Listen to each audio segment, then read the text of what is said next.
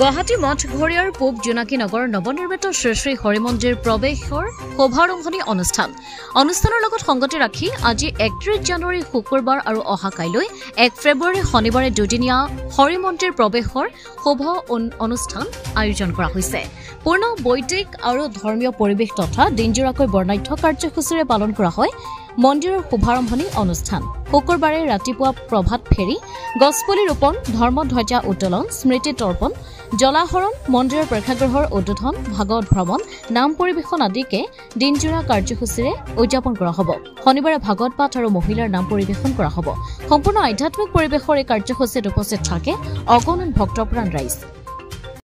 এই ধৰ্মীয় অনুষ্ঠানটি আমি দুদিনীয়া কাৰ্যসূচীৰে আমি উদ্বোধন কৰিবলৈ লৈছোঁ আৰু ইয়াত আমাৰ বিভিন্ন পূব জোনাকী নগৰেই নহয়, সৈনিক নগৰ, শ্ৰীনগৰ আৰু গুৱাহাটীৰ প্ৰায় অঞ্চলৰে মানুহ ইয়াত সংলগ্ন আছে।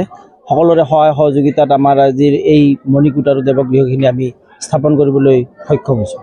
কিমান চনত? 1978 চনতে সৰু পূজাঘৰ এটা বনাইছিলোঁ আৰু তাৰ পৰা আহি ৰাইজৰ সহায় সহযোগিতাত পূব জোনাকী নগৰৰ যিবিলাক সদস্য আছে, কৰ্মী আছে, সকলোৰে সহায় সহযোগিতাত আজি দেৱগৃহটো এইখিনি পাইছেহি।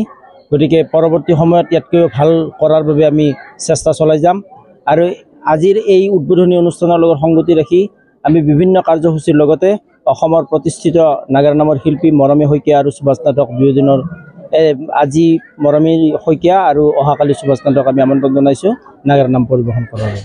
এই আমাৰ মঠঘৰীয়াৰ ভিতৰত এইটো আমাৰ এইখিনি পূব জোনাকী নগৰ হৰি মন্দিৰ উন্নয়ন কমিটি বা হৰি মন্দিৰ এইটো 1978 চনত স্থাপিত হৈছিল। সেই সময়ত এইখিনি এটা মানে ভাবিব নোৱাৰা ভৌগোলিক পৰিৱেশ আছিল। তেতিয়াৰ পৰা আমাৰ গোটেই ৰাইজৰ এই জোনাকী নগৰৰ ৰাইজৰ আগ্ৰহত একাগ্ৰতাত আমি এইখিনি আহি আজি এই নতুনকৈ নিৰ্মাণ কৰিছোঁ। আগতে পুৰণিটো ইয়াতে আছিল এইখিনিত, সেইটো বহু বছৰ হ'ল। এতিয়া আমি নতুনকৈ নিৰ্মাণ কৰি এইটো আজি মানে আমি খুব উদ্বোধনী অনুষ্ঠান পাতিছোঁ। অনুষ্ঠানত সংগতি ৰাখি আমি ৰাতিপুৱা প্ৰভাত ফেৰী, তাৰপিছত গছপুলি ৰোপণ, ধৰ্মধ্বজা উত্তোলন, স্মৃতি তৰ্পণ, আয়তীসকলক অকুমেৰী ছোৱালীৰ দ্বাৰা পানী তোলা পৰ্ব, এতিয়া ভাগৱত ভ্ৰমণ এইখিনি আৰু এতিয়া আমাৰ পূজা চলিব আৰু আবেলি 3 বজাত আমাৰ সম্বৰ্ধনা অনুষ্ঠান এটা আছে, সেইটো কৰিম।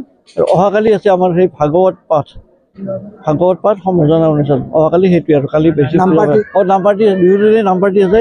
আজি নাম পাৰ্টি আছে মৰমী শইকীয়া, দাতা আছিল খগেন ভৰালী, আৰু অহাকালি নাম পাৰ্টি আছে সুভাষ নাথ, তেওঁৰ দাতা হ'ল গৌতম ভৰালী, আমাৰ ইয়াৰ স্থানীয় বাসিন্দা। আৰু এজনে কওক। ব্যুৰ' ৰিপৰ্ট, অমৃত নিউজ 24/7। অমৃত প্ৰবাহ অসমীয়া সাপ্তাহিক কাকতৰ ডিজিটেল সংস্কৰণ অমৃত নিউজ, সত্যৰ সন্ধানত অমৃত নিউজ।